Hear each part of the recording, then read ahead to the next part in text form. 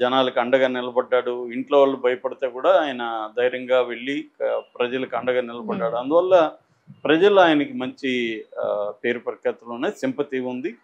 So ఆయన ticket ఆశించాడు సహజంగానే. కానీ చంద్రబాబు పరిస్థితి ఏంటి?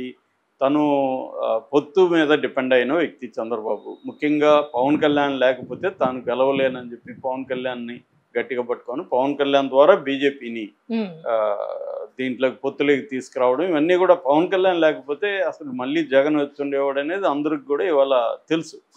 సో అంత ఇంపార్టెన్స్ పవన్ కళ్యాణ్కి ఉన్నప్పుడు పవన్ కళ్యాణ్ కోరుకున్న సీటుని ఖచ్చితంగా చంద్రబాబు ఇవ్వాల్సిన పరిస్థితి ఉంటుంది ఎక్కడైనా. సో పవన్ కళ్యాణ్ ఏమో పిఠాపురం కోరుకున్నాడు. సో పిఠాపురంలో కాపు పాపులేషన్ దాదాపు 90,000 పైన ఉంటారు. తనకి అక్కడ గట్టి ఇది ఉంది కాబట్టి అక్కడ గెలుస్తాం అనేది పవన్ కళ్యాణ్కు ఉన్న అంచనా. ఎందుకంటే తెలుగుదేశం కూడా అక్కడ స్ట్రాంగ్గా వర్మ గతంలో గెలిచాడు. వైసీపీ వీక్గా ఉంది, వంగ గీతకి ఇచ్చారు. సో వైసీపీ వీక్గా ఉంది కాబట్టి అక్కడైతే సునాయాసం గెలుస్తాం అనేది పవన్ కళ్యాణ్కు ఉన్న అంచనా. అయితే ఇక్కడ ఏం జరిగింది? ఈయన ఫస్ట్లో ఒప్పుకోలేదు ఎవరు వర్మ. ఎందుకంటే నేను ఇంత కష్టపడి కరోనా టైంలో అంత కష్టపడి దీన్ని ఏదో ఫుల్గా ఆహారాన్ని నాకు వచ్చినట్టుగా నేను తీసుకెళ్ళి వేరే వాళ్ళకి ఇచ్చిన పస్తులుండా అన్నట్టుగా ఆయన ఫీల్ అయ్యాడు. ఎందుకంటే ఆయన ఏండ్ల తరబడి పనిచేసిన వ్యక్తి ఒక్కసారిగా ఆయన నోటి దగ్గరకు వచ్చిన దాన్ని లాగేస్తున్నట్టు ఫీల్ అయ్యాడు. కానీ చంద్రబాబు ఆయన పిలిచి మొత్తాన్ని కన్విన్స్ చేశాడు. ఆయనకి ఎమ్మెల్సీ ఇస్తారని కూడా వచ్చాయి. అప్పుడు కూడా ఏమైందంటే ఈ వర్మకు కూడా వైసీపీ వాళ్ళు గాలం వేశారు, మేము ఇస్తాం నీకు టికెట్. కానీ ఆయన పోలేదు. పోకుండా ఆయన గట్టిగా ఉన్నాడు, చంద్రబాబు మాటకి కట్టుబడి ఉన్నాడు. నేను ఫస్ట్ గెలవగానే ఫస్ట్ ఎమ్మెల్సీ నీకే ఇస్తానని చంద్రబాబు హామీ ఇచ్చాడు. అలాగే ఆయన వెళ్ళాడు. అయితే ఎన్నికల ముందు కూడా ఈ వర్మ మీద రకరకాల ఇబ్బందులు వర్మకు వచ్చాయి. తెలుగుదేశం ఎందుకంటే ఇప్పుడు కెమిస్ట్రీ అర్థమెటిక్ అంటారు రాజకీయాలు పొత్తుల్లో. కెమిస్ట్రీ అంటే వీళ్ళు కలవడం కెమిస్ట్రీ, అర్థమెటిక్ అంటే ఓట్ల షేర్ అర్థమెటిక్. సో ఈ ఓట్ల షేర్ అవ్వాలంటే కింద కేడర్ కూడా కలిసి పనిచేయాలి. కానీ తెలుగుదేశం వాళ్ళు మన జనసేన కేడర్కి ఇంపార్టెన్స్ ఇవ్వడం లేదు. జనసేన కేడర్కి పవన్ కళ్యాణ్ కూడా ఇంపార్టెన్స్ ఇవ్వలేదు. పవన్ కళ్యాణ్ కలవలేదు వాళ్ళని, చాలాసార్లు వాళ్ళు ఇబ్బందులు పడ్డారు. దానికి పవన్ కళ్యాణ్ ఎక్స్ప్లెనేషన్ ఏంటంటే నా చుట్టూ ఒక బ్లేడ్ బ్యాచ్ తిరుగుతున్నారు, ఎవరినంటే వాళ్ళు కలవలేని, ఇవన్నీ కూడా అప్పుడు చెప్పాడు. రెండోది ఏంటంటే పవన్ కళ్యాణ్ అక్కడ పిఠాపురంలో స్టే చేసి తను క్యాంపెయిన్ చేసుకోలేని పరిస్థితి. ఎందుకంటే పొత్తులో భాగంగా రాష్ట్ర వ్యాప్తంగా పవన్ కళ్యాణ్ తిరగాలి. ఎందుకంటే ఈ మొత్తం 3 పార్టీల కూటమిలో పవన్ కళ్యాణే స్టార్ క్యాంపెయినర్ కాబట్టి పవన్ కళ్యాణ్ అందుకనే చంద్రబాబు కూడా లోకేష్ను కూడా రాష్ట్ర వ్యాప్తంగా తిప్పనీయకుండా, ఎందుకంటే పవన్ కళ్యాణ్కి ఇబ్బంది వస్తుంది లోకేష్ కూడా తిరిగితే, పవన్ కళ్యాణ్నే ఫోకస్ చేయాలని చెప్పి చంద్రబాబు వ్యూహాత్మకంగా పవన్ కళ్యాణ్ని ఫోకస్ చేశాడు.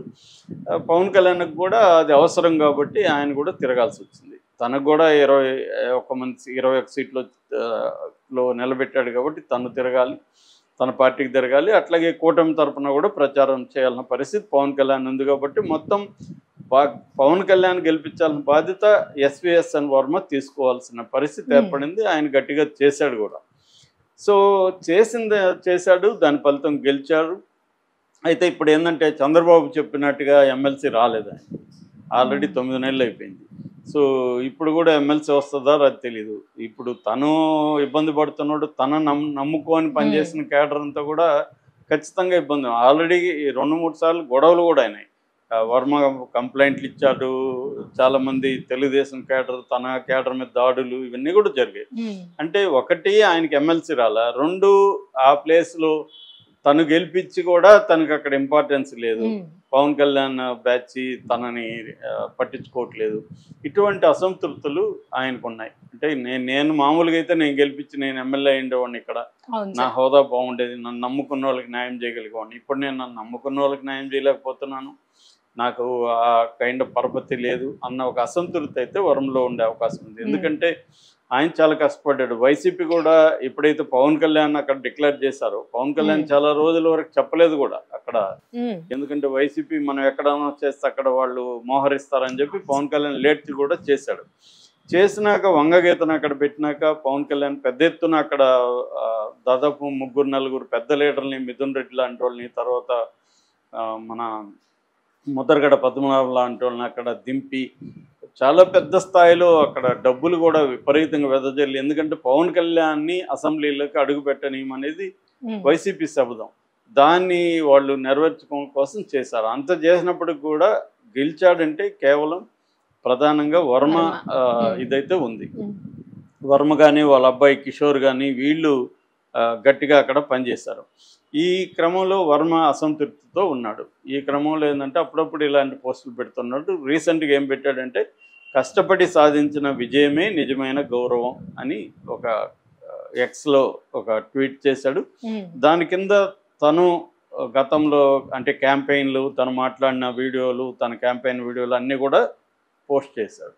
అంటే అర్థమేమి, ఎక్కడ పవన్ కళ్యాణ్ వీడియో కానీ ఏమీ లేదు.